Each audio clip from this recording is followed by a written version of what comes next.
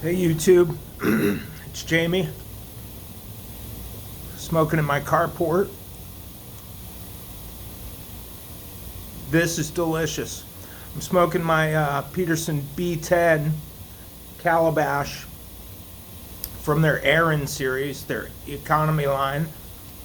And in it I've got Capstan Blue, which, I don't know, man, it never disappoints. I'm always very happy smoking Capstan Blue. And it's not like a mind blower, you know? It's not like, wow, this is the most delicious bowl I've ever smoked. It's never been that. But it's satisfying.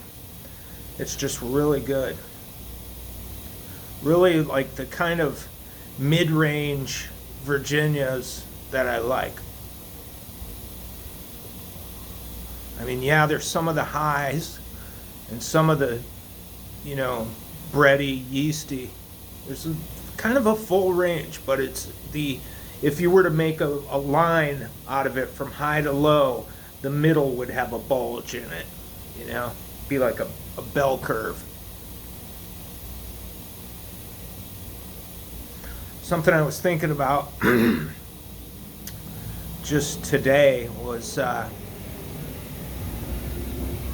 now I'm not a historian, I don't read a great deal of history. I in fact know embarrassingly little. I don't know. I know a little bit here and there of some stuff.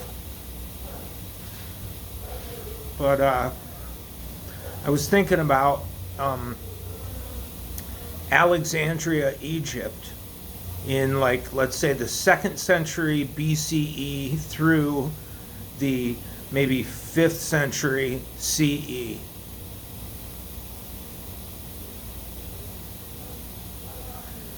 There was, you know, this was after the conquests of Alexander, right? When he had instituted the Ptolemies there, a line of Ptolemaic kings and queens, because Cleopatra was the last of the Ptolemies.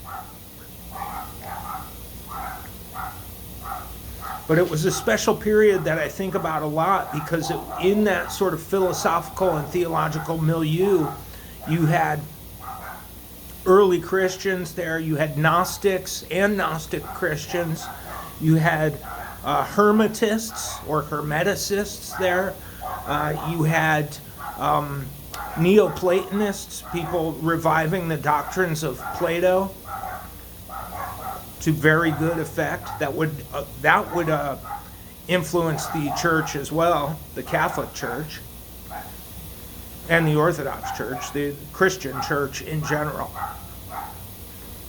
But it was a very important time.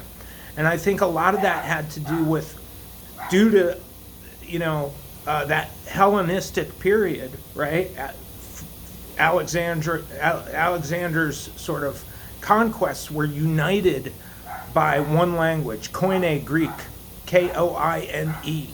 So all of a sudden, everybody in this whole empire were united by a language, speaking the same language. Plus, it was part of Alexander's ethos that he didn't want to destroy cultures that he conquered. He wanted to blend them into this complex cultural fabric, you know. Like he did that when he went as far out as India. And he didn't try to erase their culture. He loved, like, Persian culture, Egyptian culture, Indian culture, all these places that he conquered.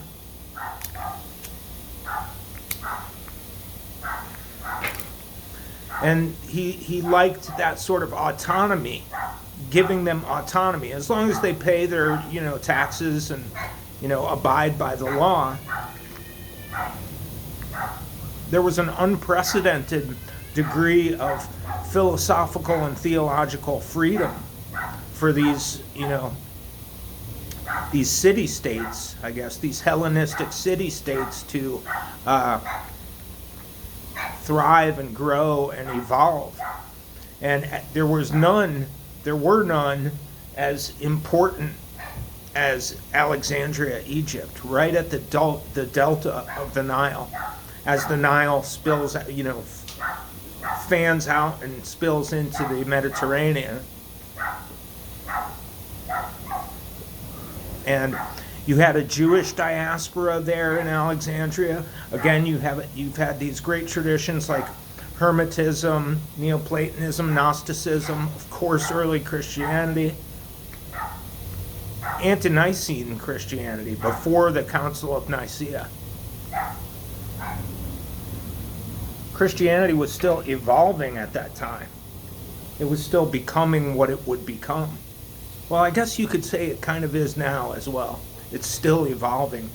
I look at Christianity and most traditions as an evolving, living tradition. Most traditions that are extant, ones that still are around today, of course, they go through their own changes and evolutions to meet the needs of modern people.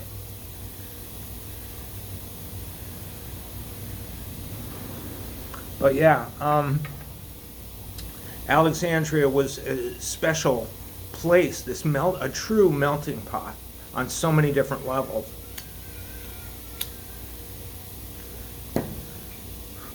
And you know what's strange? We have the opportunity to have a Neo-Alexandria sort of today. Except it would be a city with no location. We're all united by the digital experience, for better or worse, no matter what you think about it, what I think about it. There's a lot I don't like about it. I'm sort of a Luddite, actually. I don't have a social media account other than YouTube. But we are, once again, united by a language. And that language is ones and zeros now, not Koine Greek. There's a tremendous opportunity that we have in the modern period to take our cues from, the experiment that was Alexandria at the turn of the Common Era.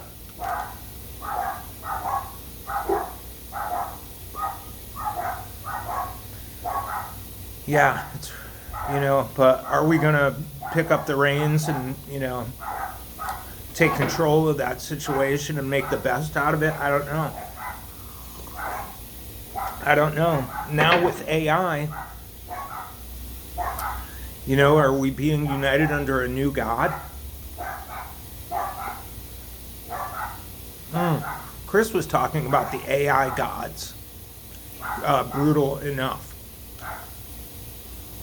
I think this is kind of where his ideas and my ideas kind of meet up. I'd like to see us do something meaningful with this opportunity. Talk to you later.